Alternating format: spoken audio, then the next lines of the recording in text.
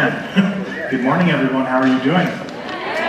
I'm John Murdy, I'm Creative Director for Universal Studios Hollywood and also Creative Director for our brand new permanent daytime attraction, The Walking Dead. Today what we're doing is we're having Walker Boot Camp.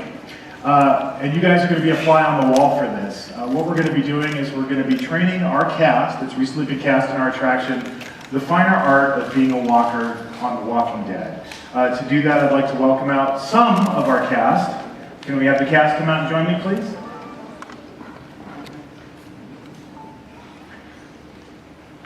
There's one thing I always say whenever dealing with walkers.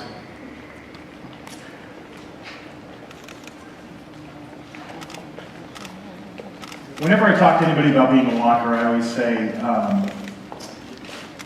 you have to make your performance unique. Because if you tell somebody to act like a walker, the first thing they do is they drop one arm, and they drag one leg, and they look like, Boris Karloff in our old mummy movies of the 1930s. And I always say you have to find the inner walker within yourself. For the show, they actually have Walker School that they host in Atlanta, and every year they train people to be walkers. So we thought it would be really cool if to train our cast in how to be a walker for The Walking Dead, we went right to the source, and we got the executive producer, director, sometimes cast member, and head of all makeup for The Walking Dead, Mr. Greg Nicotero. Greg.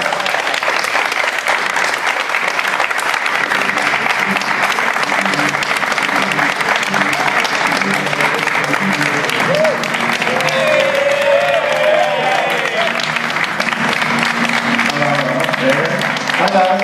I'm going to turn our cast over to you, Greg. They're all yours. Awesome. All right. So a couple quick things.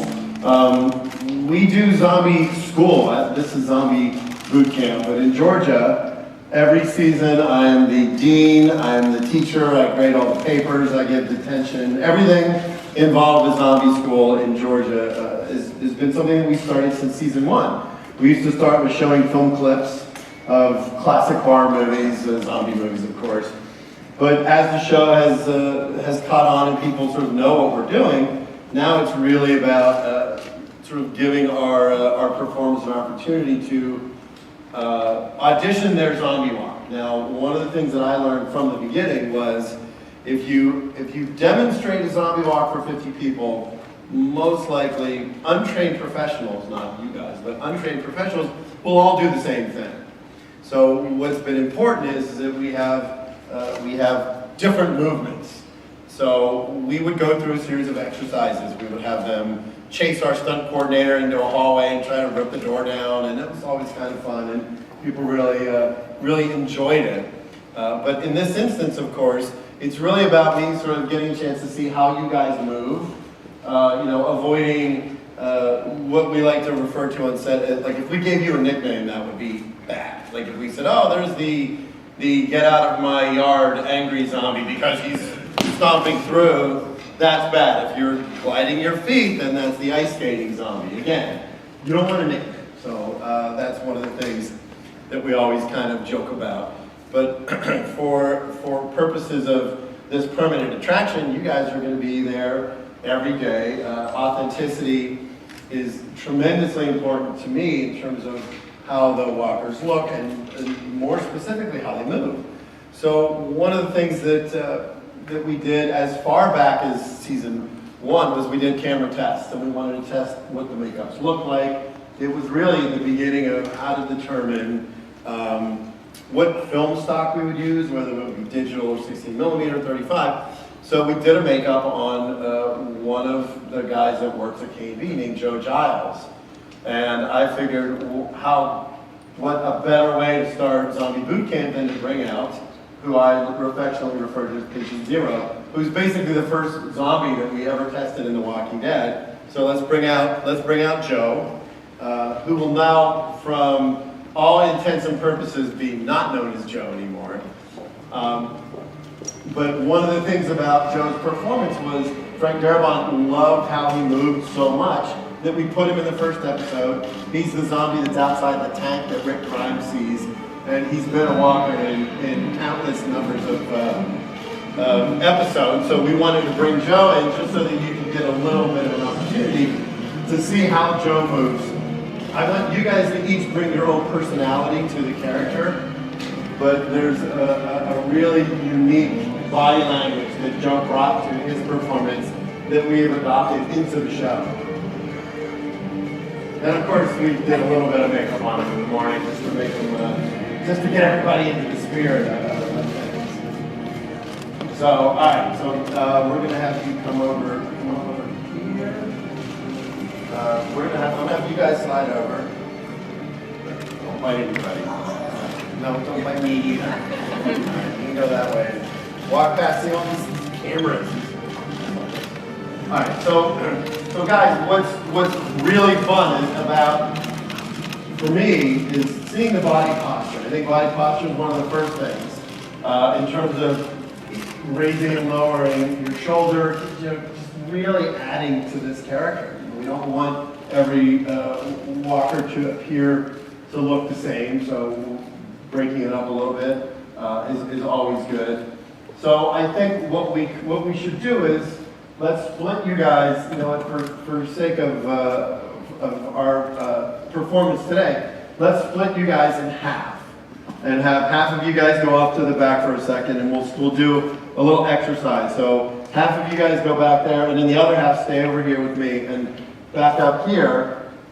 And then when I say action, just move forward towards where the line of press is. Because what I'll do is I'll sort of walk through and watch how everybody performs.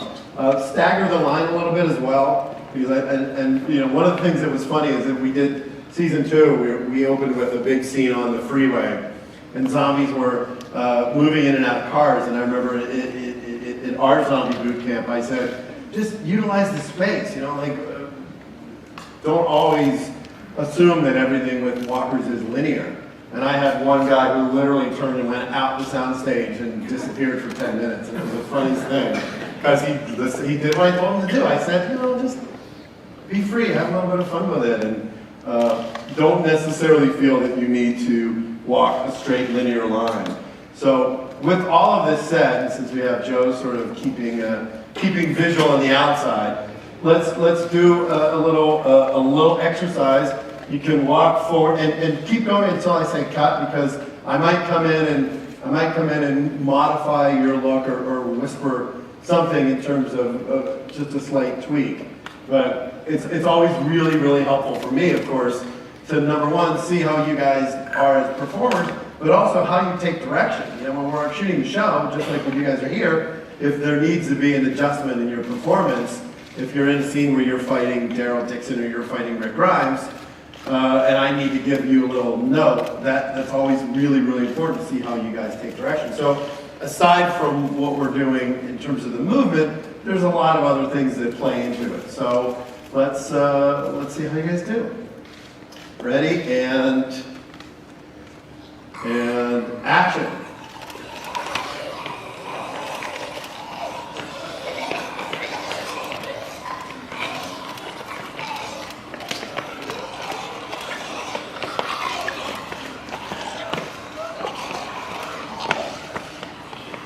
All right, this is a great start. Keep going. Don't stop.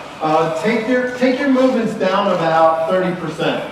Just a little less movement.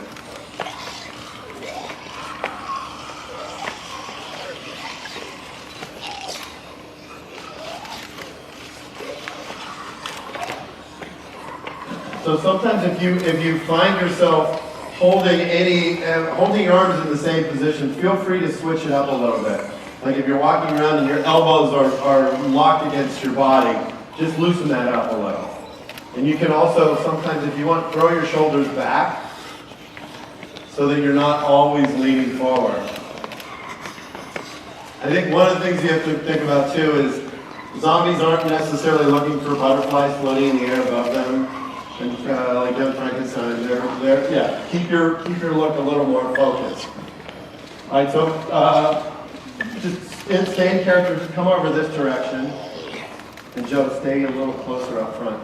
All right, so what I want to do is we're going to do something else where you come over here and you pretend that this lovely young lady right here, somebody's opened a door. She's opened a door, and all of a sudden you realize there's food there. So there's your meal. So action. Go over there.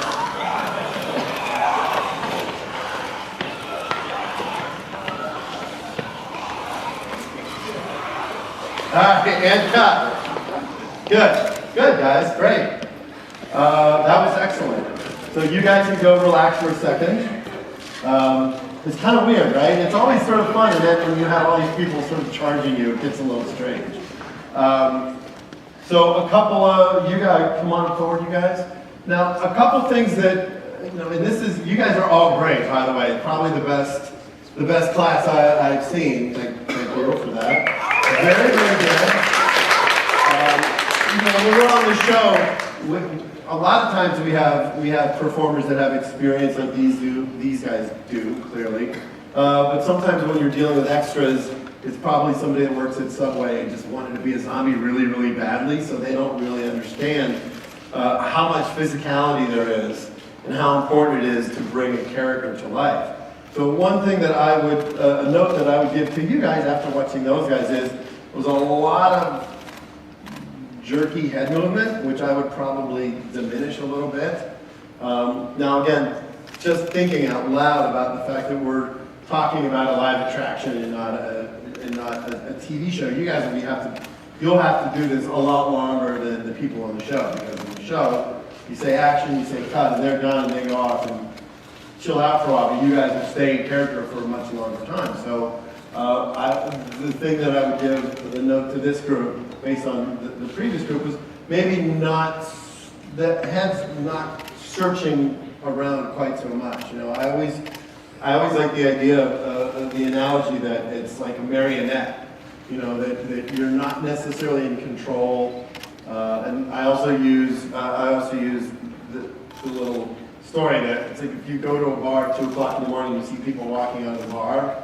They think they're walking a straight line because their brain is like, walk a straight line, but their body's not really listening. So there's always that little sort of listening where the guy's like, I'm fine, I can make it to my car, no problem.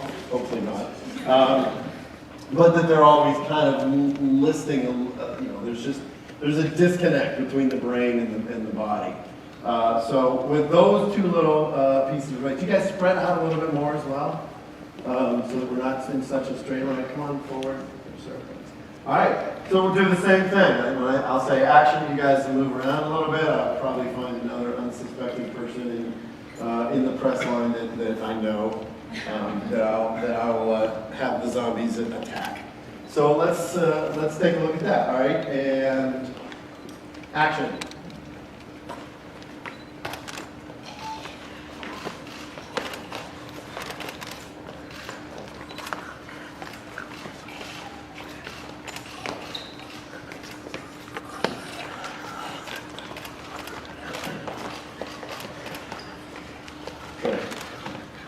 So now what this walker's doing, which I liked, was that the one arm was up and sort of felt like that arm was broken, and then he rotated and switched it so then that shoulder dropped down.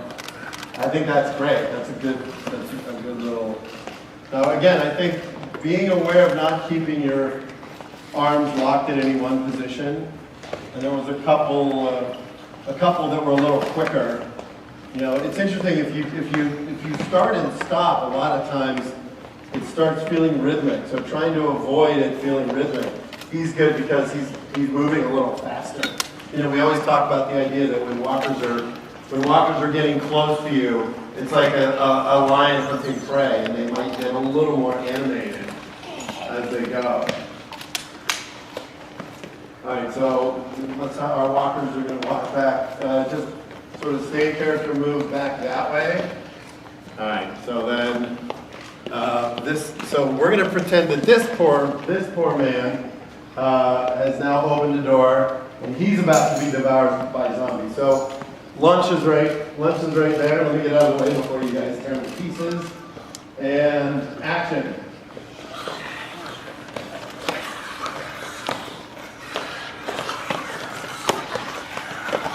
Seems like he's backing up. And cut. Good. Great job, guys. Excellent. Well done. Sorry, I don't know about it. It's funny though, when you watch people and they're looking and then all of a sudden it's like, all right, you just gotta stop soon because they're getting really close. You were just doing that. So, all right. You guys did a great job. I'm very impressed. Thank you so much for all that. I think, not quite sure that I have another exercise that really would make a difference. You guys all have it dialed in. I think, again, the few things that I would say is probably speed. There might be times when you could walk a little bit faster, but our zombies don't run. Obviously, that would make me very sad. So I think that's pretty good. And I think when you're in the attraction and you see people, there's a lot of you guys when you're walking around, you weren't really locking on anything or anybody. You were just kind of wandering around. I think something that's effective is when you do lock on someone. And when you lock, it's almost like your head is just focused right on that person and you just go. So like if I said to Joe, like lock on her and try to bite her while she's taking a picture. So he'd go up and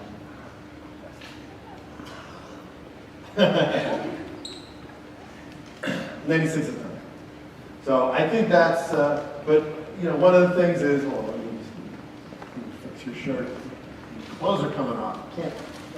Zombies don't take their clothes off. At least not until season 8. Oh. But I think what we should do, let's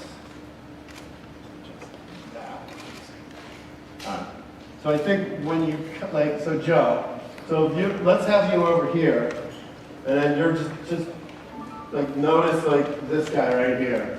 And then when you lock in, if you could go a little quicker, just go for it. And then reach out. There you go. All right, come on over here, buddy. All right, see, now don't bite me. All right, I think, you know, guys, that seems pretty great to me. You picked a lot of great performers. Looking very much forward to seeing you guys in action. I think that covers Great. it.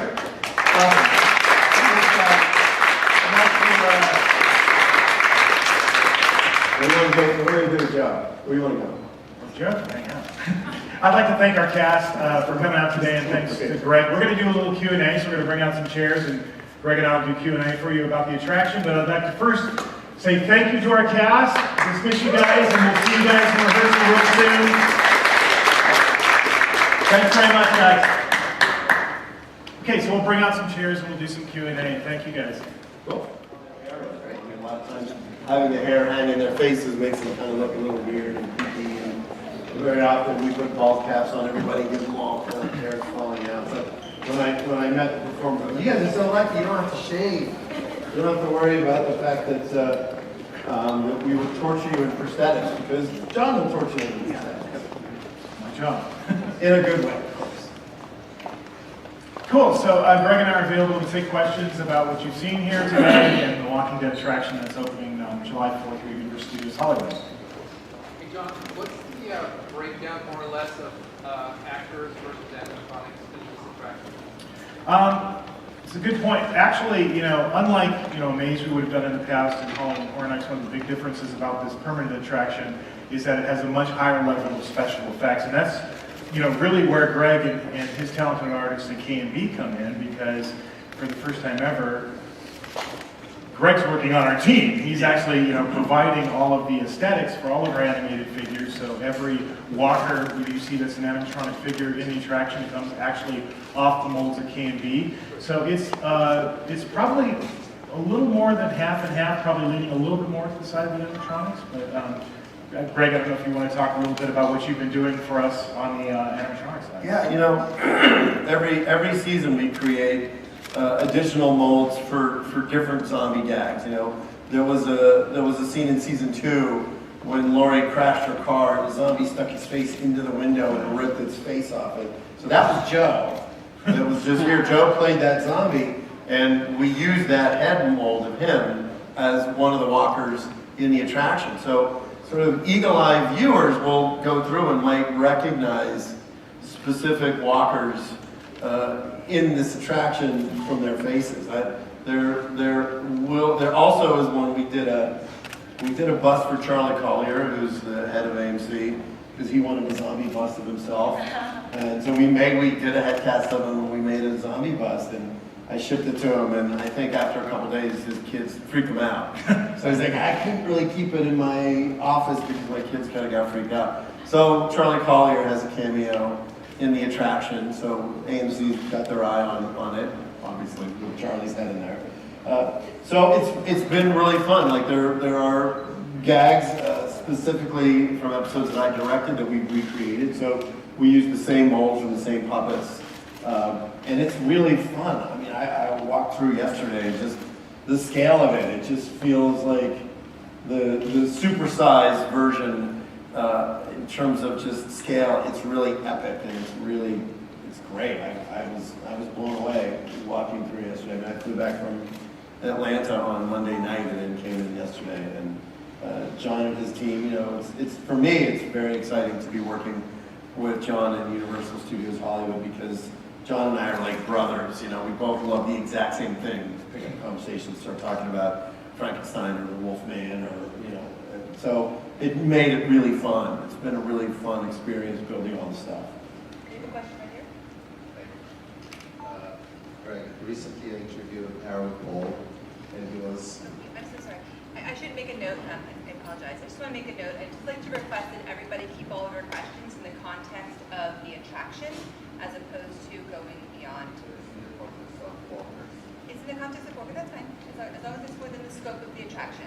And Aaron Paul said he would love to play a Walker in Walking Dead. Have you ever thought about inviting like other actors to do this little parts? You know, generally speaking, we don't, only because of the fact that we don't want, when people are watching the show, we don't want them to be taken out of the story by looking for, oh, where's that zombie or that zombie. So it does, in certain instances, lessen the impact of the show if you're spending a lot of time looking for Easter eggs. Now that doesn't mean that we haven't done it, and that doesn't mean that Aaron and I haven't talked about it, because I've known Aaron since Breaking Bad, because we've done his makeup on that quite often, and I saw him recently, and he's like, listen man, I'd still love to do it. I think if we did it, nobody would ever know about it. Or you would find out like a year later. And I think like Batman in the 60s where you're climbing up the building and someone opens the Somebody opens the window, pops their head up. See, that's what I mean. So, you know, I think that's something that could probably happen, but it's not something that we would advertise on the show, like, hey, tune in Sunday night and see Aaron Paul's Water, because then people are going to not be sort of invested in the story, and that's what's most important for us. Hey. I'm Kira from Video Purpose Features. You guys have 6 seasons of creativity to be able to pull into this attraction, and you just stated that we're actually implementing a lot of that. What are the plans as the series goes on, and we hope it never ends, but as the series goes on, that you guys implement upcoming seasons, upcoming zombies into the attraction? Well, that's, you know, one of the things when you're designing a permanent attraction, you know, you start, you know, a lot, the design cycle is a lot longer than a temporary attraction. So we started this over 2 years ago, and we went through a dozen iterations of what ultimately the attraction ended up being. But we left the little things a little bit loose because when we were finishing our design, it was the end of not this previous season, but the season before it. And so I had a lot of conversations with him as we were getting towards the season finale that he directed. And he kept, you know, saying, hey, I think you might want to consider, you know, keep your eyes open when we watch the show. And we actually incorporated a lot of those ideas in the attraction and made changes. I mean, it's been, and to me, that's one of the values of my partnership with John is that I can help guide them without ruining future episodes by saying, it might not be a bad idea to introduce one of these people who could end up theoretically being one of Negan's group as part of the attraction so that it feels relevant. I mean, we really want to make sure that the attraction always feels as tied into the show as possible.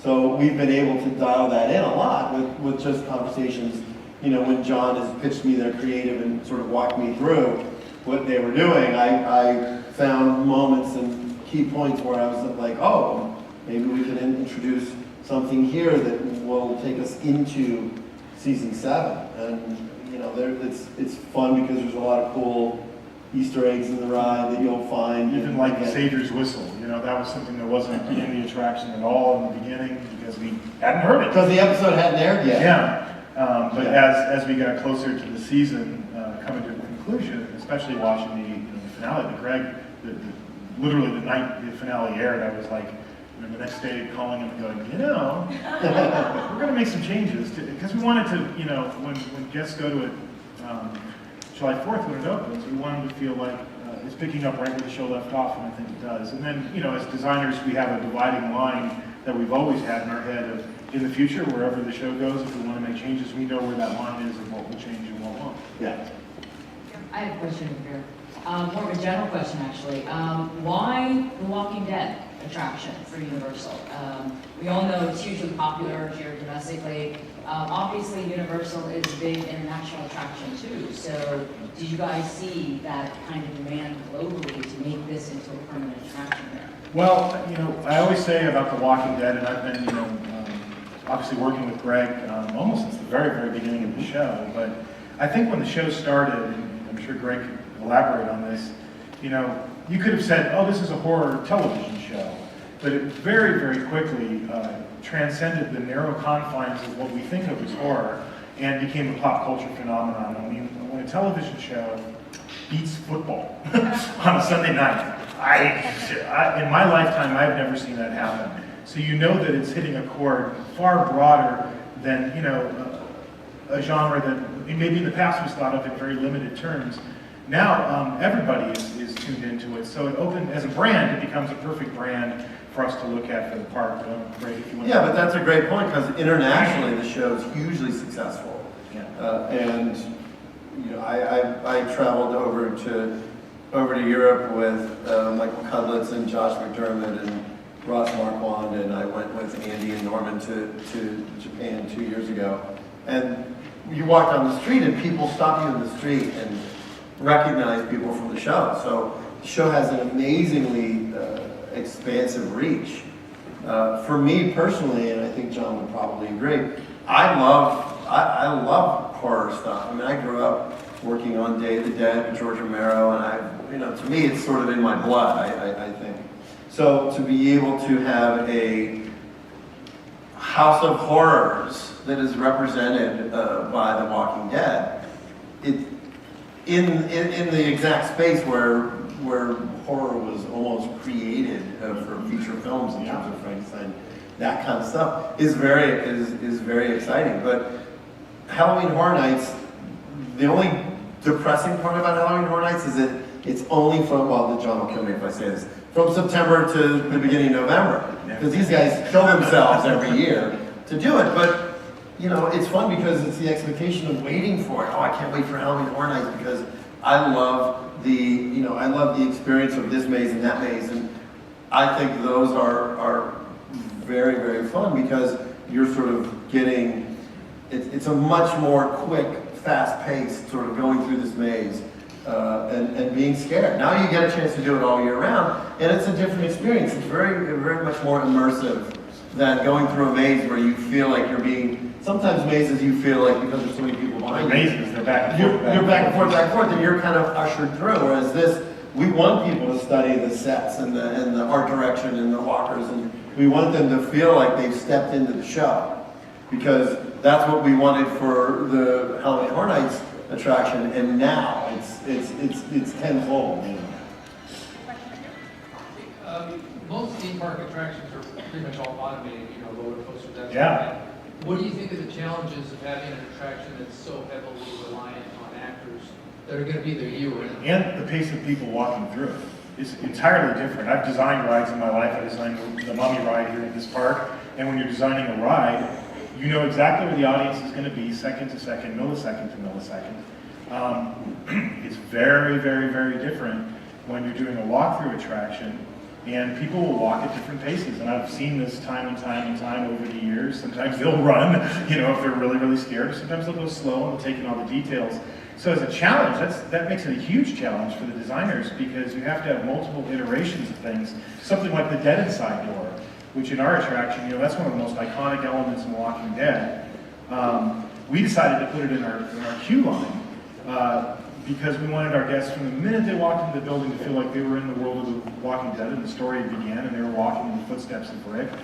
But you have to understand that, there might be times during the year where people go right down that hallway and they go right into the next room and it's very fast. There might be times where they're stopping and taking it in more, and it can be highly, highly scrutinized because it is in the queue line. So we had to kind of, in the programming side, develop multiple profiles and multiple shows, if you will, just for that one element. And, there's 12 animated hands in that, so there's like over 30-something functions of that door itself.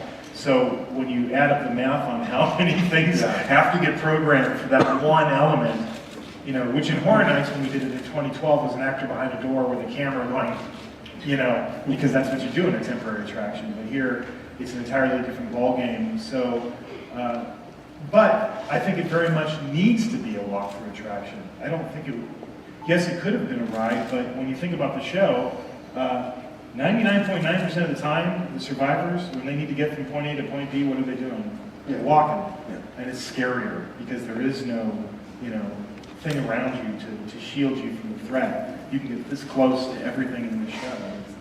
That, to me, makes it scarier. I have a question. Sorry. Catherine Romack, LA Weekly. A follow-up to what you were just saying, what are the guidelines that you're going to give the actors in terms of how close is too close or not close enough to, and are there barriers, or is it just going to be so that it's... What our actors are extremely good at, and they constantly amaze me, is one of the most important things about being a walker or any character in something like this is looking like you're out of control, but being in complete control of your body. It's almost like an athletic skill, and that's what they're so good at. And they can get this close. And I've watched, you've seen it, you've gone through mazes with me. And it's breaking down that fourth wall, and it's unexpected. And obviously nobody touches you, but they have to exit with the same energy they enter with. That's also extremely important, because if something's coming at you, and usually we're playing the angles, we're coming at you from your peripheral vision, so you can't see it, so it's right here. If you exit, out of character, the whole effect of it is ruined. So we train them as much on their exit as their entrance. You've seen this over the years with how good our guys and girls are doing. And then they'll have, obviously between the prosthetics and masks and the things that the performers are wearing, that just heightens everything. It's, even when we were doing it today, they didn't even have makeup on when they get close. You get a little uncomfortable for some reason, and you can't really put your finger on it. But then when they're in the horrible, awesome makeup, it just takes it to a different place. So I think it's good. We have one more question here, and then I know we have two there and one more, and then I think we'll wrap that, and then we'll move into part 3, which will be anybody who'd like to stay to learn how to be a walker. We're going to do a couple of demonstrations with Greg and walk around. When your studio announced the casting call for this attraction, I wrote a story about it and put it out there, and I got such a huge response from people emailing me, even though I put all the information, emailing me asking me what you guys were looking for as far as what they needed to do to be a walker. I know you offered, Greg, a few of the tips. We saw the actors come out here about body movement, things like that. What maybe are the top 3 things that really define a walker? Well, body movement for sure, specifically because they're selling a character without any diet. They're creating character. Each of them are creating characters. I know on the show for prosthetics, because makeup is an additive process, we tend to look for people that have good bone structure because we're building up on their faces. But that's really it. I mean, it's the physicality of it that sells it. Being able to obviously to take direction, like I had said earlier, because that's very important. But other than that, sometimes people listen on the show. We get thousands and thousands of requests for people to come down and be zombies, and I always think it's interesting because I think once they get there and it's Atlanta and it's 110 degrees and the humidity, I think the idea of being a zombie is much more glamorous. I'm thinking anybody's ever said zombie and glamorous in the same sentence. The idea of it is much more glamorous, but in this instance, again, you know, people just, they want, you know, I always joke around about the fact that there are two kinds of people in the world. There's one person that stood in front of their mirror with a hairbrush singing when they were a kid, and there's the other kid that did a zombie walk. And so you My kid does figure, both. what's that? My kid does both. There you go. Well, then you have a super talented daughter. So people just, you know, there's an innate sort of interest in it, you know. Your daughter's how old? 3. Your daughter's 3 years old. And he said to her yesterday, hey, I have to go to work now, I'm working on The Walking Dead. She's like, oh, I know how to do that. She'd never seen the show, but she went in, 3-year-old just went into a zombie walk. So maybe you'll see her run another attraction. Yeah, there must be something innate in our DNA that primarily knows how to do that, though. But I think what also is important, you know, when you're working with actors, and the big difference between a television show and doing it live in an attraction is, like, Greg referenced this today, you know, you call cut on a set, you know, and everybody, you know, maybe you film 2 minutes. What's the average length of time you roll? You roll the camera 2 minutes, Yeah. right? You know, and when you're doing it, you know, in our world, and it's a new show every 10 seconds, particularly in a walk-through attraction, you know, just in Horror Nights alone, any performer will do any particular thing we direct for maybe 60,000 times during the course of the event. You know, 365-day a year permanent daytime attraction that's going to be in the millions over time.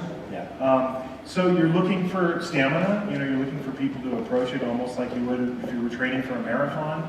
But you're also looking for people to bring their own creativity to it within the confines of the brand. So, you know, one of the things we'll really get into when we get into rehearsal in the weeks ahead is, I kind of joked about it. I said, you know, find the inner walker within yourself. But I'm actually really serious about that. Within the role that you're playing, think about how you were killed, you know, and how did that affect you physically? Greg did it out there. He goes, oh, your arms looks like it's broken, which is cool because it gives them a unique physical thing to do. And as long as it's consistent with the brand and the show and the characters are playing, if our performers are able to invest it with their own creativity too, and bring their own physicality to it, they're more invested in their role, and it's going to lead to a better performance. It's interesting too because something that we don't have the opportunity to do on set. How often do you rehearse with the performers? Our rehearsal schedule is going to be really intense for this. How many weeks do you think? It's about 2.5 weeks or so. Yeah, so you have 2.5, 3 weeks for them to develop that. When we're shooting the show, they come in, they go through makeup, they go to set. It's like, okay, this is what you're doing today.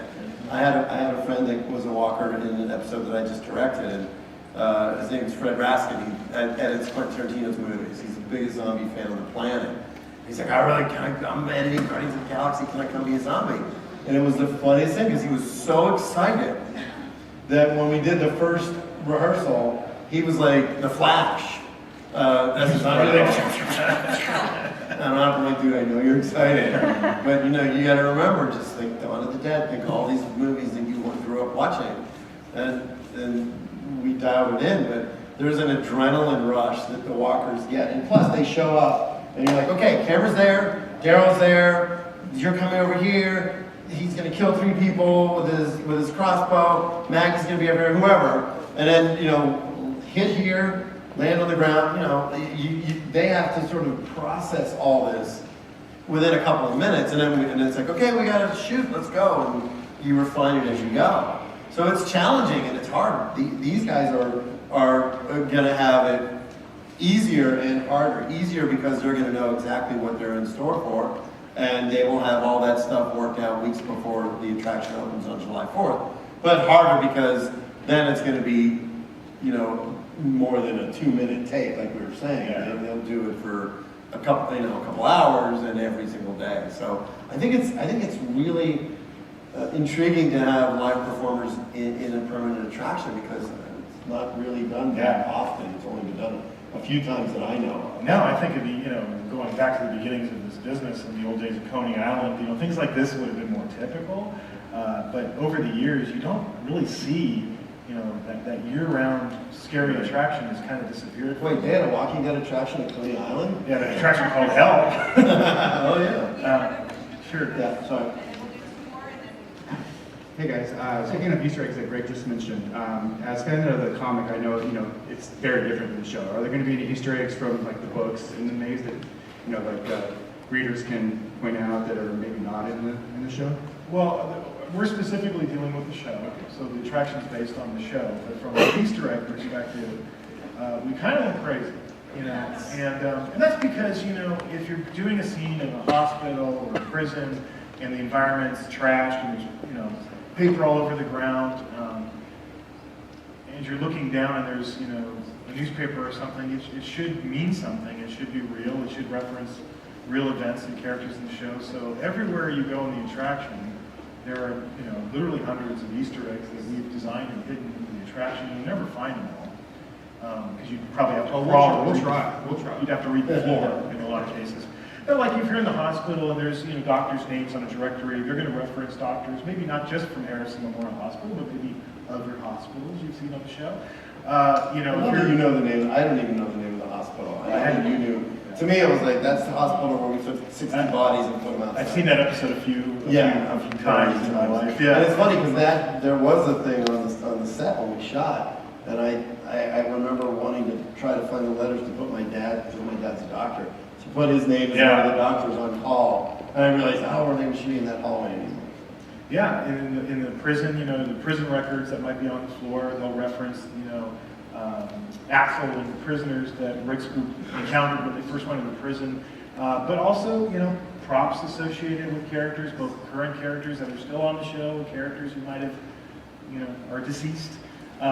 So we really had fun with that. We did a heck of a lot of research, and we layered that all through the attraction. I was pointing a few of them out to you. Yeah, I saw a bunch of them. It was great. But they're not like obvious a lot of times. They're going to take some work. But we know fans of The Walking Dead are going to put in that work. We have another question here. Question is, you hired approximately about 100 actors to work in the attraction, but how many actors can be used in any given day during operation? How many are going to be featured, and how many animatronics also are going to be in the attraction?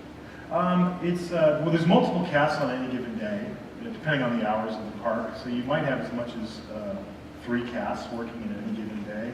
But there's about a dozen live actors in the attraction at all times, and then there's